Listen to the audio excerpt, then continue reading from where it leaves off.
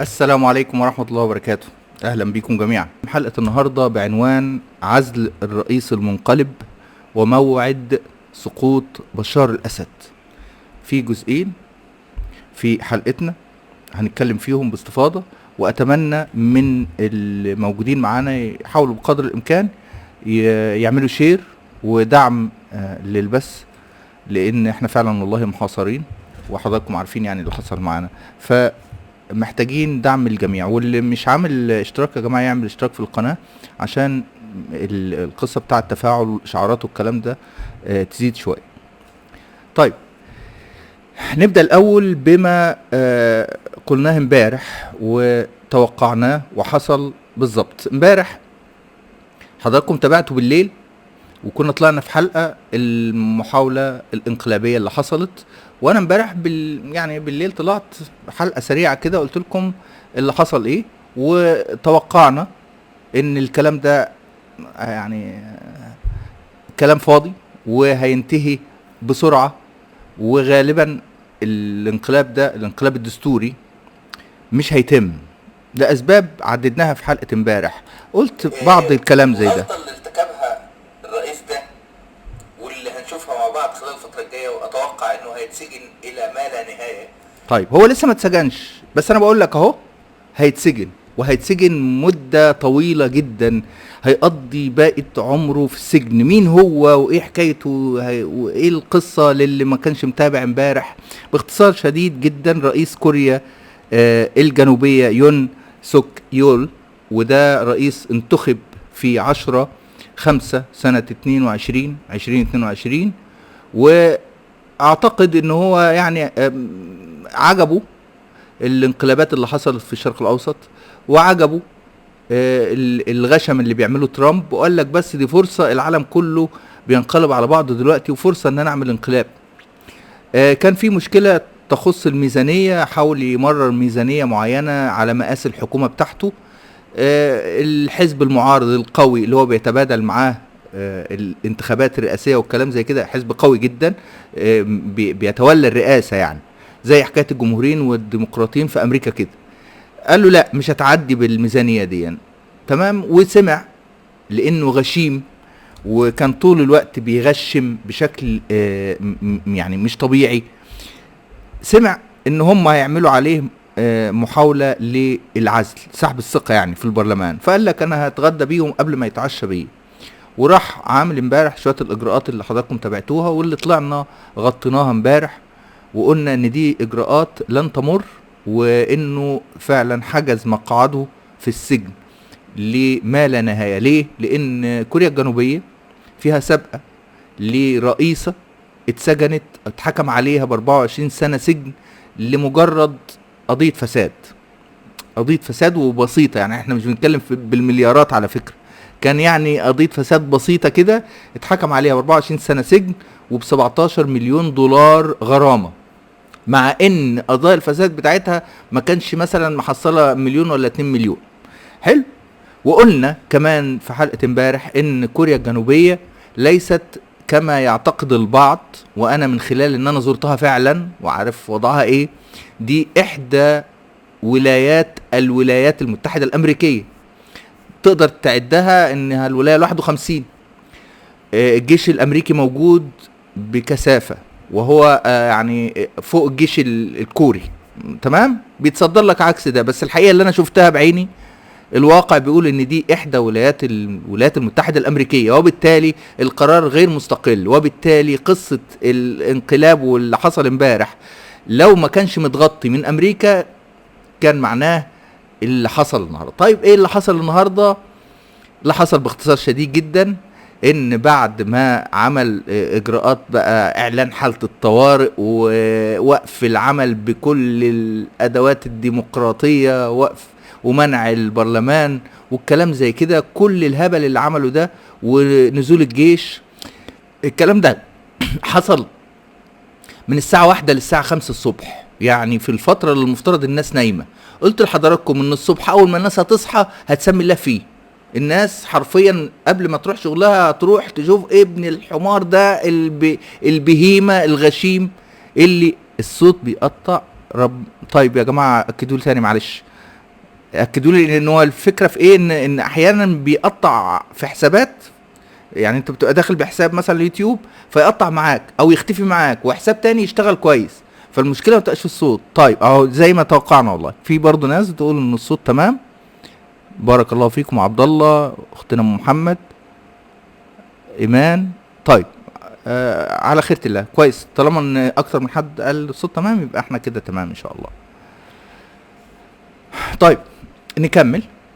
فزي ما قلت ان النهارده عندهم اللي هو، لو انت شفت الساعه دلوقتي كام، انا عامل الساعه الدوليه دي في سيول دلوقتي الساعه 12:44 صباحا. حلو. الساعات اللي فاتت وهي ساعات النهار عندهم حصلت حاجات كتيرة جدا، منها اولا ان المعارضة كلها اتحدت، وبالاضافة لرئيس الحزب بتاع الرئيس ده، الرئيس الكوري ده، رئيس الحزب بتاعه هو اللي مرشحه اصلا الرئاسة، اعلن رفضه لقرار اعلان حالة الطوارئ بتاع امبارح. حصل بقى حاجات كتير. هو تراجع بعد ساعات قليلة جدا، مع اول ساعات الصباح بتاع النهاردة عندهم الغى القرار بتاع حالة الطوارئ. قالوا له لا يا حبيبي، دخول الحمام مش زي خروجه، خلاص انت دخلت، انت كده غلطت الغلطة، خلص. في اخطاء ما بتتصلحش، منها الغلطة الكبيرة دي، وبالتالي بدأ في حاجات تانية تحصل. وزير الدفاع قال لك بس ده انا هنط بسرعة من ده ابن الجاموسة ده لبسنا في الحيطة، فاعلن استقالته من الحكومة بتاع الرئيس ده، واعلن انه هو يعني مسؤول بشكل ما عن اللي حصل، مع ان الرئيس ده كان متفق مع رئيس الاركان مش وزير الدفاع. زي ما قلت لكم امبارح، ما كانش الاتفاق مع وزير الدفاع، كان اتفاق مع رئيس الاركان، لكن وزير الدفاع ساب الموضوع، شال على طول، شال في الغلط، اعلن استقالته. وده برضو مش هيحميه من مسؤولية، هيتسجن هو كمان، لان هو في النهاية هو رأس الجيش في كوريا. يا جماعة فيه محاولات لوقف البث، انا معرفش بيعملوا معانا ايه بالظبط عشان يوقعوا بال100 وبال200 فجأة كده بيختفوا من. فلو سمحتوا اللي موجود يدعم معانا اذا تكرمتوا، علشان بقت يعني محاولات حقيرة جدا. انا معرفش، مطلوب ان احنا نسكت خالص يعني. طيب يا ريت اللي معانا يا جماعة يدعم لو سمحتوا. المهم مش بس سمحة او يعني قالوا لك خلاص انت رجعت في كلامك فهنعديها، لا، الدنيا هايجة وهاجت. واول مرحلة هي مطالبة المعارضة باقالة او باستقالة، يعني خلينا نقولها باستقالة الرئيس ده. مش بس المعارضة، حزب المعارضة الرئيسي واحزاب المعارضة التانية اللي اتحدوا كلهم، لا كمان ده فيه اكبر اتحاد عمال. واتحاد عمال هنا انت بتتكلم على الشركات الكبيرة جدا الدولية، الشركات العابرة للقارات زي سامسونج وزي هيونداي وغيرها. اتحاد العمال ده بيشمل كل العمال في الشركات دي، اعلن انه هيدخل في اضراب عام حتى اعلان استقالة الرئيس. حلو. طيب الرئيس لحد دلوقتي اللي هو العبيط ده يون سوك يول ده ما اعلنش استقالته. انا بقول لك الرئيس مش قصة انه هيستقيل ولا هيتعزل، هي خطوات. في الاول هم بيطالبوا باستقالته، طيب ما استقالش، خلال 3 4 5 ايام بالكتير قوي هتنعقد اول جلسة للبرلمان الكوري الجنوبي وهيتم عزله. وده اللي بيجهزوا له دلوقتي، ان هم اجراءات سحب الثقة منه وعزله. حلو. اكتفينا كده؟ لا يا حبيبي، لسه ده هيعملوه جزامة، هيعملوه عبرة لأي واحد يعمل الحركة دي تاني. انت بتتكلم في ان كوريا الجنوبية واصلة لكل ده على اساس وعلى ركيزة ان هي دولة ديمقراطية وفيها حريات لما تيجي تلعب في اساس بلد زي كده يعتبر من الدول الاربعة الاكبر اقتصاديا يعني في العالم، فانت عبيط، انت اهبل انت فاكر نفسك فين بالظبط. وغير كده طبعا في روشيتا بتاع الانقلابات الناجحة ما قراهاش كويس، ما قراش من الكتاب، تمام؟ ففشل في الحتة دي وبيدفع ثمن الفشل بتاعه، واللي هيوصل لانه فعلا هيتسجن مدة بقيت حياته تقريبا يعني. بصوا الراجل ده، انا هوريكم بس فيديو سريعا كده الراجل ده من الاول راجل عبيط. اوريكم فيديو كده، خليكم معايا لحظه واحده، احاول بس اخفض الاضاءه هنا عشان تشوفوه كويس. ده معرفش انتوا شايفينه ولا لا كده. كان في واحد بيساله، يعني بيتكلم معاه، بيتناقش معاه، بيقول له احنا عايزين شويه اجراءات كده علشان اجراءات دستوريه، يعني تعديلات دستوريه والكلام زي كده. شوفوا عملوا فيه ايه. امر الحراس بتوعه، شايفين؟ بصوا عامل ازاي، راحوا واخدينه قافلين بقه. الكلام ده ما بيحصلش في اي دوله ديمقراطيه. الكلام ده حصل من خلال ال3 شهور اللي فاتوا دول. من ساعتها المنظر اللي انت شايفه ده خلاص قال لك ده الديكتاتوريه بتاعته بدأت تظهر، وده خطر على كوريا الجنوبيه. تمام. ف ده كان اساس الموقف المحتقن ضده دلوقتي، واللي انا شايف انه هو لن يقف ولن يتوقف الا بسجن هذا المعتوه الترامبي المنقلب.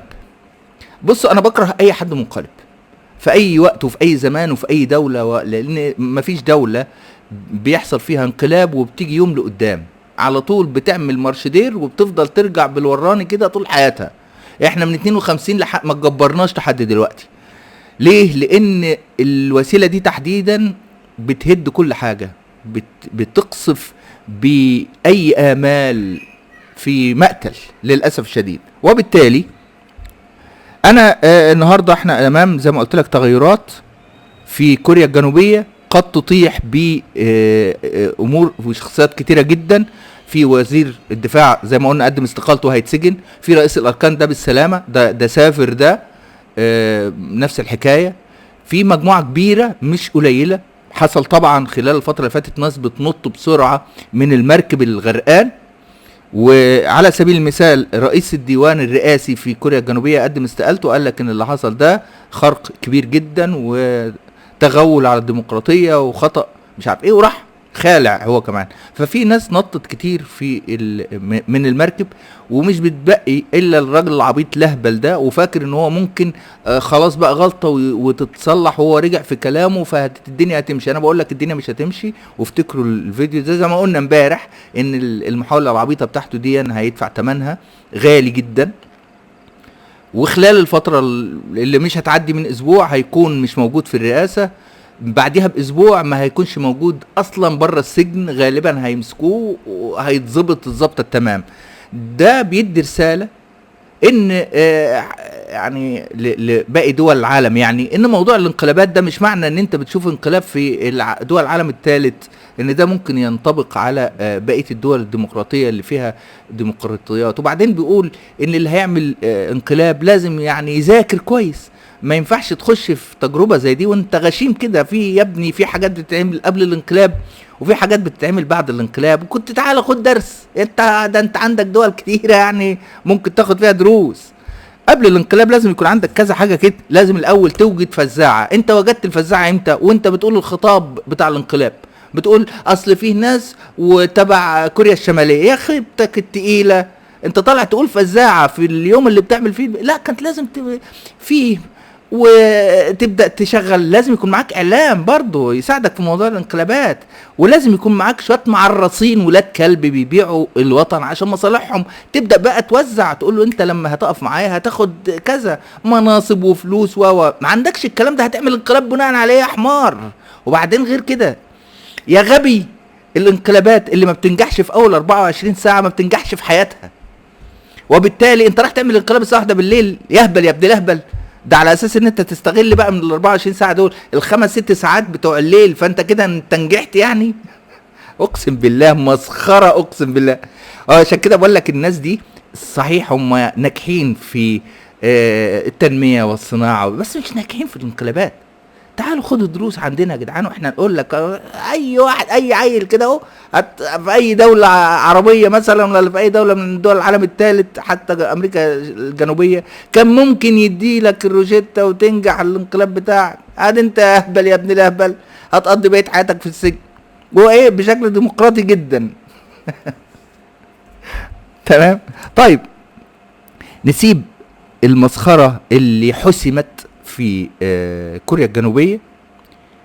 وزي ما قلت لكم بعيدا عن التهريج، انا ضد ومش بس ضد، لا انا بكره اي منقلب في العالم. ايا كان جنسيته، ايا كان بلده. فمبدا الانقلاب نفسه مبدا للاسف مدمر، وعمره ما بيعمل حاجه صح. حتى لو كانت في بعض الاحوال، يعني ان مثلا بيبقى في ديكتاتور على سبيل المثال، وده حصل في اوروبا زمان ودلوقتي، في ناس بتنقلب عليه.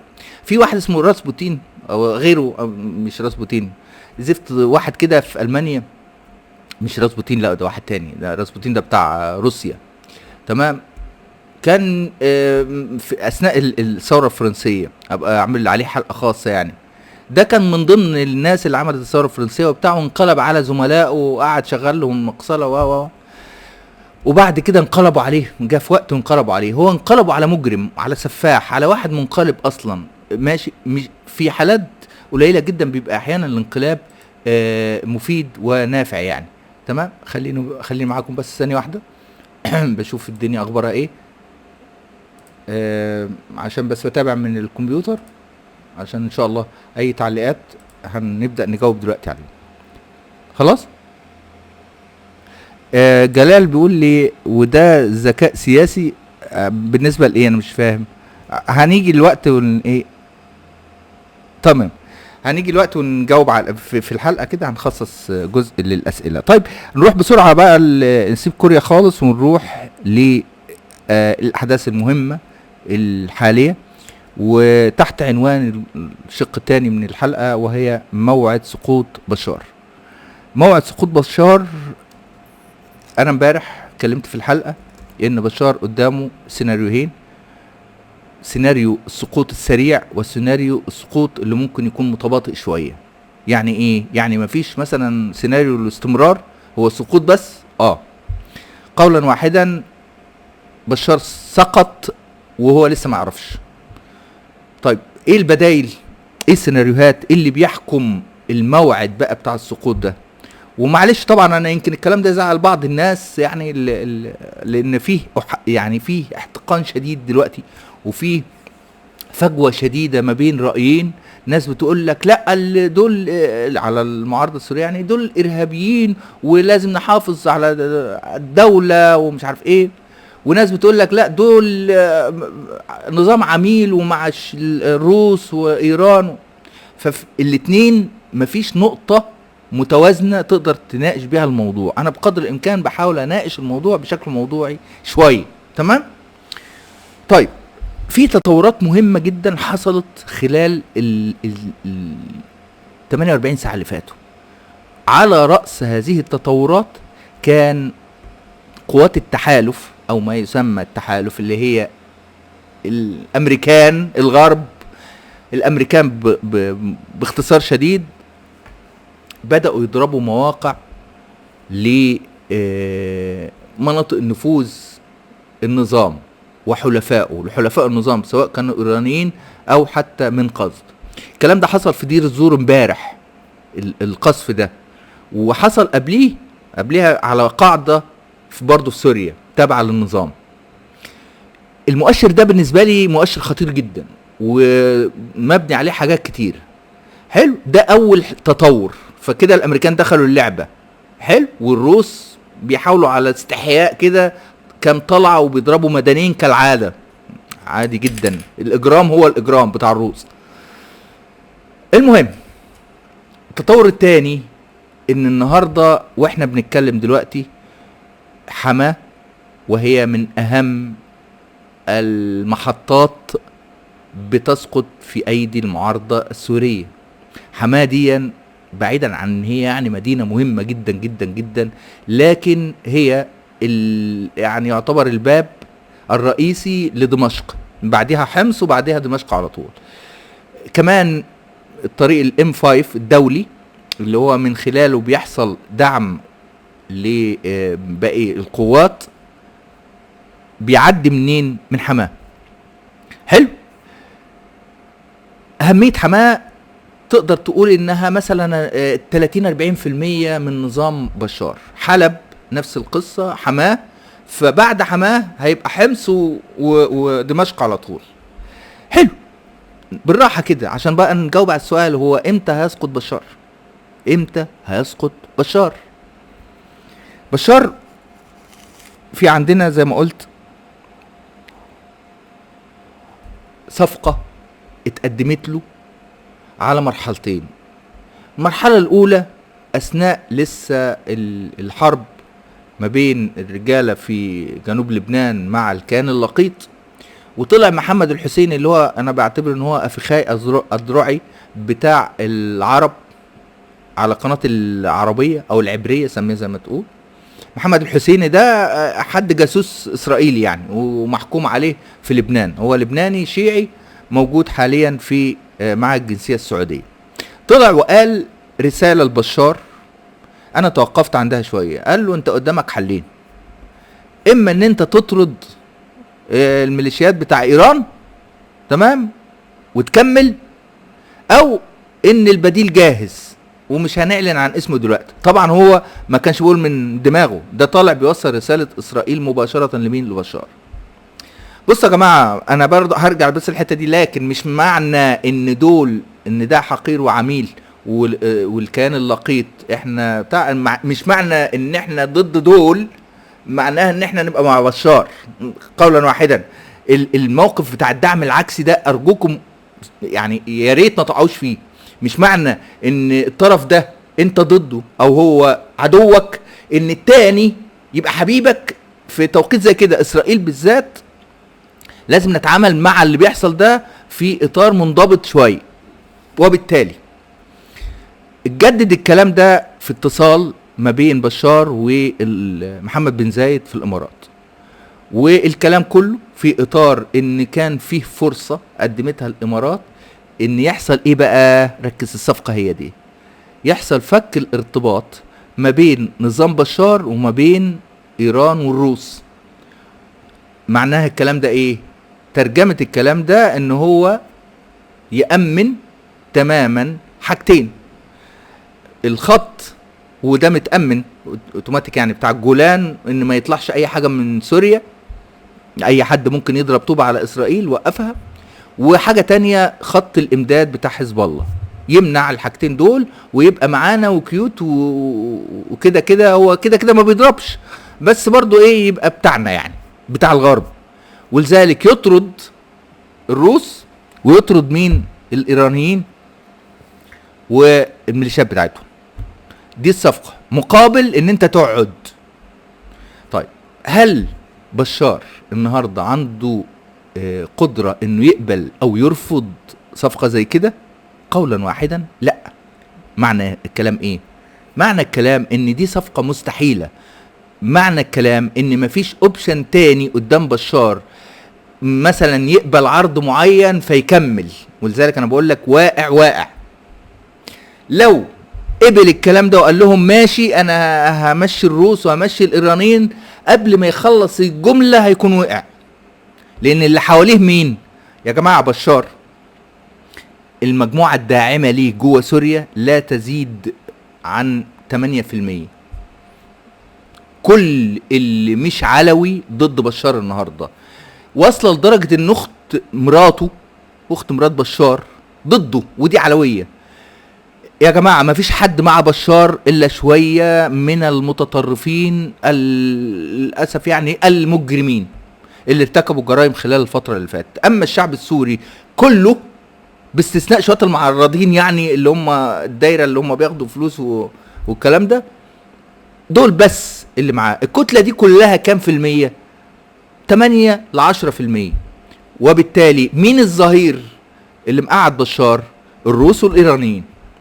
لما يجي النهاردة ويحصل عرض زي كده من الغرب ومن اسرائيل على لسان الامارات مباشر، اعمل 1 2 فك الارتباط بينك وبين الروس والايرانيين واحنا هنسيبك مش هندعمك، لان قصة دعمه صعبة شوية. وبالتالي خليه زي ما قلت لك قبل الكلام ده. مين اللي حواليه اللي قاعدين جواه؟ تمام. مين اللي مأمنينه؟ ما هو الروس والايرانيين. تمام. هو مين اللي هيسيبه اصلا حتى لو قبل ده؟ في طار عند الشعب السوري، فيه طار. سيبك من حكايه الفصائل لا لا لا لا خالص، انا بتكلم على الشعب السوري نفسه يا جماعه. الجرائم اللي حصلت كبيره لدرجه ان هي ما ينفعش تعدي. ما ينفعش يتم تجاوزها. الرهانات كانت يعني مش خطأ، خطيئة حصلت خلال الفترات اللي فاتت من المعسكر الشرقي كله. وبالتالي الصفقة دي انا شايف انها صفقة مستحيلة غير قابلة للتنفيذ، ولو فكر مجرد تفكير ان هو يقبلها هيطير قبل ما يقول الجملة. الروس والايرانيين هيطيروه قبل ما يقولوا الجملة وهيجيبوا اي حد تاني بتاعهم. حلو. طيب لو رفض، خد بقى عندك، رفض بالظبط اللي حصل مع القذافي هيحصل معاه. وافتكروا الكلام اللي انا بقوله ده عشان هتشوفوه قريب. ايه هو اللي هيحصل معاه؟ الاول كده بنطلع كام طياره، بنضرب كام موقع كده بعيد، ده بالنسبه لايه؟ للتحالف اللي هو الغرب يعني. بس مش ده اخرنا احنا هنعمل خطوه كمان. خطوه ايه؟ خطوه وهي حظر الطيران. هنروح مطلعين قرار كده، تحالف بقى، التحالف الغربي، نفس الخطوه اللي عملوها مع القذافي بالظبط. القذافي طلع طياراته وبيبدا يضرب المعارضه والثوار في ليبيا، قالوا له يا حبيبي تعالى حظر طيران، الطياره اللي هتطلع هنلبها لك. ده احتمال كبير، وانا شايف ان هو غالبا ده اللي هيحصل خلال الفتره الجايه، لان انا شايف ان بشار ما عندوش اوبشن اصلا انه يقبل العرض بتاعهم، ولذلك هيفضل محتمي بايران وبالروس لاخر نفس، على امل ان الحكايه تطول و القصه دي كلها. وبالتالي الخطوه اللي جايه بتاع الغرب انه هيعمل حظر طيران علشان يكافئ المواجهه، ما يبقاش المعارضه داخله وقادره تواجه وش الوش يعني، وانت تطلع تضربهم بالبراميل المتفجره ونعيد تاني القصه دي. لا يا حبيبي، ما تطلعش طيارات، مفيش طياره هتطلع. راجل بقى قابل وش الوش، وده اللي بيحصل دلوقتي. اي مواجهه راجل لراجل النهارده، سواء كان في حلب او في حماه، مباشره بيتهزم فيها بشار، مباشره بتتهزم فيها القوات بتاعته، نظامه بيتهاوى. مش بس نظامه ده، نظامه وكل حلفائه بما فيهم الروس. النهارده وانا بكلم سيادتك دلوقتي حالا، قوات الروسيه المتواجده في حماه انسحبت. وهنا بيحط دايره كبيره كده على هو روسيا متغيره ليه. روسيا الاول كانت نازله بتقلها جامد وعماله تضرب يمين وشمال يمين وشمال، لا لا لا، وايه غشم. روسيا فيه عاملين خلوها اتغيرت. العامل الاول وهو انها رجلها اصلا نازله في مستنقع اوكرانيا وبيفتحوا لها مستنقع تاني وهو جورجيا حاليا. الحاجه التانيه ان هي اكتشفت مع الوقت ان رهانها في المنطقه كان غلط، ما حسبتها الصح، وقالت لك طيب انا دلوقتي دعمت نظام زي ده متهالك لا يمثل من الدولة السورية شيء. انا غلطت، وده اللي انا شايفه، غلطت طول الفترة اللي فاتت، لان انا كده فقدت نفوذي في الشرق الاوسط، لان البشار ممكن يحصل عليه انقلاب من جواه وافقد كل حاجة. هو انا دلوقتي النفوذ بتاعي في سوريا املكه بايه؟ قاعدة حميميم؟ لا خالص، قاعدة حميميم دي تتضرب في 48 ساعة ما تكونش موجودة. من مين؟ من المعارضة دي. وبالتالي انا كمان عندي كلام رايح جاي، مضيق البوسفور، وعندي تركيا، وعندي علاقات مع تركيا و انا هعمل صدام كبير زي كده مع تركيا عشان خاطر بشار؟ طب ما انا عايز احافظ على نفوذي، احافظ عليها من خلال بشار.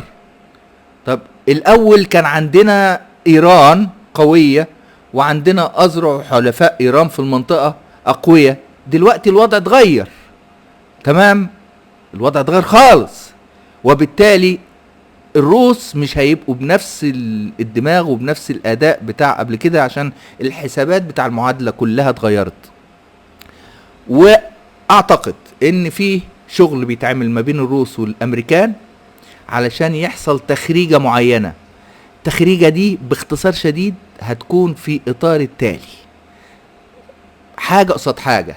الروس احنا هنسيطر على الاحتياطات الغاز وانتوا سيطروا على البترول، خليكم مع قصد في الشمال الشرقي المناطق، ودي 27% من ارض سوريا، واحنا هنخلينا عند قاعدة حميميم وعند المنطقة اللي تملكها سوريا في البحر المتوسط، في غاز المتوسط تحديدا. الصفقة دي على ما يبدو انها بتتعمل دلوقتي. طبعا الحكام العرب في حتة تانية خالص، مش هنا، مش مجمعين اساسا، مش مجمعين ان في النهاية لا الغرب ولا الشرق يهمهم مين اللي قاعد ومين اللي رايح، يهمهم هم يكسبوا ايه. نفس الاسلوب القديم سايكس بيكو بتتكتب من اول وجديد، فيها مناطق نفوذ وتوزيع لثروات المنطقة المنكوبة بحكامها وبشعوبها النايمة للأسف. وبالتالي احنا بنتكلم قدام معادلات فيها المقام الاول في الموضوع كله هي المصالح، مش اي حاجة تانية. تمام؟ طيب زي ما قلت، الصفقة اللي تقدمت فعلا لبشار، الصفقة المستحيلة اللي ما يقدرش ياخد فيها قرار، هيتبعها على طول حظر جوي في سوريا، هيفرضوا التحالف كما اتوقع. بعديها على طول هيحصل انقلاب اقليمي ودولي. يعني ايه انقلاب؟ انقلاب في المواقف. انت دلوقتي بتلاقي بعض الدول العربية عماله تقول لك الارهابيين اللي جايين على المعارضه السوريه، يعني الارهابيين واحنا لن نسمح واحنا مع الدوله السوريه وكل الهرس. كل ده هيتغير 180 درجه. افتكروا الكلام اللي انا بقول لكم ده، لان انتوا هتشوفوه خلال الفتره الجايه وما تستغربوش. هتلاقي دول خليجيه قلبت 180 درجه وبدات تهاجم بشار وتطالبه بانه لازم خلاص جاء الوقت ان هو خلاص يتغير، وتبدأ تهاجم وتدعم في المعارضة اللي هي بتهاجمها دلوقتي. ليه؟ علشان الموقف الدولي نفسه هيتغير، وهتلاقي الأمم المتحدة يا عيني طلعت افتكرت ان سوريا بيحصل فيها بلاوي وإجرام، والمجلس الأمن يطلع، وهتلاقي شغل اتعمل تاني خالص. دي المرحلة التانية بقى. أنا قلت لك حظر جو الأول ضرب خفيف كده وده حصل خلاص. طول ما لسه ما ردش وما قالش أنا هطرد الروس والإيرانيين، وده بقول لك مستحيل مش هيقدر يعمله، بس طول ما هو ما عملش ده هيفضلوا ماشيين في الخطوات اللي ورا بعض دي. يعني حظر جو الاول ضرب خفيف، بعد كده حظر جوي، بعد كده انقلاب على من المؤسسات الدولية ومن الحكومات العربية في موقفها مع بشار. طيب ده معناه ايه؟ معناه ان الامور استمرت بهذا الشكل، فاحنا امام سقوط لبشار خلال شهر 2، ممكن يكون خلال اسبوع ولا 2، لكن تطور الاحداث وارد جدا ياخدنا في شهر 2 لحد ما ايه؟ ما الصفقات تتم وتطيب، لحد ما حاجتين يحصلوا. ما يحصل اتفاق ما بين الشرق والغرب على مناطق النفوذ والثروات، تمام، وكل واحد يعرف حقه بقى، اللي هو طبعا هو حقنا احنا، لكن من وجهة نظرهم ان انا هاخد الحتة دي وانا هاخد الحتة دي، بعد ما يقسموها وخلاص كمناطق نفوذ. تمام. الخوف بس من اللي انا قلته قبل كده، اللي هي الحلقة اللي قبل اللي فاتت، من ان التقسيم ما يكونش على مستوى مناطق نفوذ، وانه يروح لمساحة تقسيم اداري، تقسيم حدود.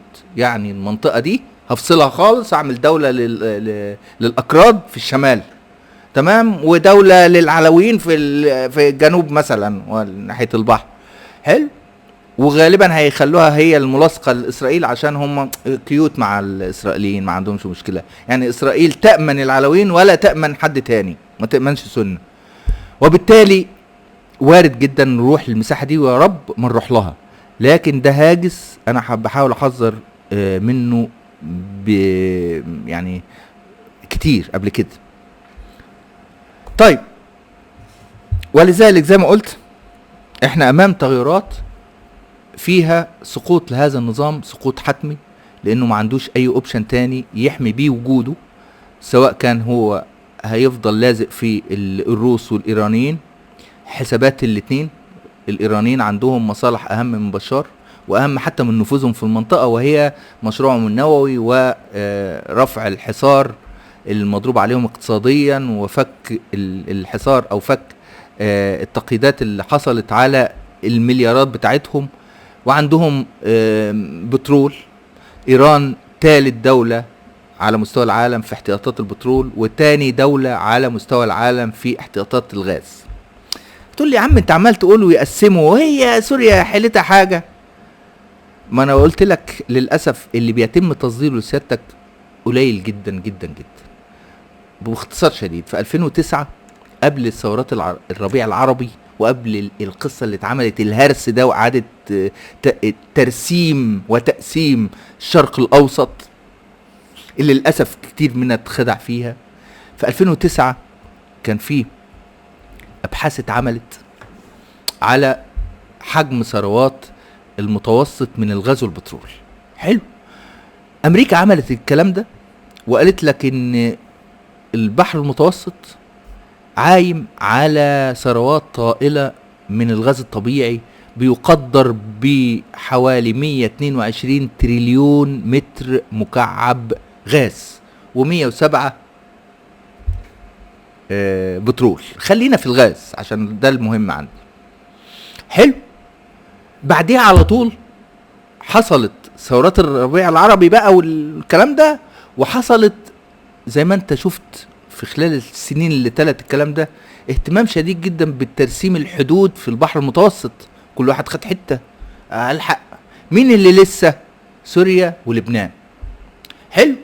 طيب لو احنا جبنا مثلا مصر على سبيل المثال كأحد أطراف المنتفعة بثروات لها حدود في البحر المتوسط، وجبنا مثال صغير عشان تقدر تستوعب القصة ايه اللي وراها دلوقتي في سوريا.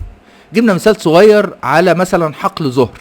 حقل زهر ده مجموعة حقول زهر دي كلها فيها ثروات مؤكدة، احتياطات مؤكدة 30 تريليون، مش متر بقى، قدم، والمتر 35 قدم، وبالتالي حوالي تريليون الا شوية الا ربع تقريبا بايه من الغاز. تريليون الا شوية متر مكعب غاز. ده فين؟ في حقل زهر الكبير اللي احنا عمالين نقول وثروات. طب سوريا بقى عندها كام؟ الاحتياطات المؤكدة بتاع سوريا 28 تريليون متر مكعب غاز. 28 تريليون متر مكعب غاز. حلو. يعني قد حقل زهر حوالي 35 مرة. بلوى لا 35 ايه؟ اضربها يا جدعان. ايوه تقريبا 35 تقريبا. ده ما يتسابش. طيب هتقول لي يا عم طب الروس هم محتاجين الغاز؟ اقول لك محتاجين الغاز. ليه؟ مع انهم خلي بالكم بقى، ركزوا معايا عشان تعرف الحلف ماشي ازاي. الروس حليف الايرانيين، ودلوقتي الشغل اللي بيتعمل ده كله عشان الاستحواذ على احتياطات الغاز بتاع سوريا. الروس رقم 1 في احتياطات الغاز في العالم، اكبر منتج واكبر مصدر واكبر احتياطي في العالم. حلو. ده الروس. احتياطيها كام بقى الروس؟ 35 تريليون متر مكعب، اللي هي اعلى احتياطي في العالم. مين اللي بعدها على طول لحد دلوقتي اللي هو مكتشف بشكل كامل؟ الايرانيين. ايران تاني اكبر احتياطي غاز في العالم. مين التالت اللي داخل على الخط دلوقتي؟ سوريا. وبالتالي علشان روسيا تمسك رقبة العالم من ناحية الغاز، وهو اهم مصدر طاقة النهاردة في العالم كله، لازم تسيطر، مش بس تكون هي او اكبر منتج للغاز، لا ده تسيطر على اكبر منتجي الغاز في المنطقة. ولذلك حليفتها ايران ما ينفعش تسيبها، وحليفتها سوريا ما ينفعش تسيبها. محتاجة ايه من سوريا؟ مش محتاجة بشار، محتاجة الغاز. اي حد هيعمل معاها ديل عشان الغاز حلو جدا، وقصاد ده انا هسيب لكم البترول. ولذلك شوف مناطق النفوذ بتاع الاكراد اللي دعمها اسرائيل، اللي دعمهم الاسرائيليين واللي دعمهم الامريكان، فين؟ هتلاقيهم في المناطق المنتجة واللي فيها احتياطيات بترول، اللي هي شمال شرق سوريا. 27% من مساحة سوريا مسيطر عليها الاكراد، اللي هي قصد ديا اللي وراهم ودعمهم الامريكان. حلو. وعلى فكرة اللي حصل، الضرب اللي حصل من التحالف حصل على الحدود دي في دير الزور، اللي هي المدينة اللي هي المتاخمة لمناطق النفوذ بتاع الامريكان، وقصد اللي هي بتاعة الاكراد. حلو. ولذلك الحكاية يا جماعة اساسها ابوها تقسيم اقتصادي ومنافع اقتصادية في الاصل. اللي بيصدر لك ايه بقى؟ شيعة وسنة. حلو. والكلام ده كله والمعارضة والفصائل ومش عارف ايه، كل الوش اللي بيتصدر لك ده عملية تشويش على الحقيقة اللي ورا الموضوع، ان احنا طول الوقت بيتعمل علينا مخططات وبيتعاد ترسيم المنطقة وسايكس بيك وبتتكرر مرة و2 و3. في حد بيقول لي وقطر بالنسبة للغاز، يا جماعة قطر دورها كله في الغاز هي التسييل، يعني بتحول الغاز لغاز مسال. حلو، اكبر مركز لتحويل الغاز الطبيعي ده لغاز مسال. لكن هي ما عندهاش يعني اللي هي الاحتياطات الكبيره من الغاز، مش بتطلع الغاز كده. لكن هنا قطر برضو ليها مصلحه في ايه؟ في ان هي هتسيل الغاز اللي طالع ده، هيروح ويتسيل هناك وتطلع اخر تمام.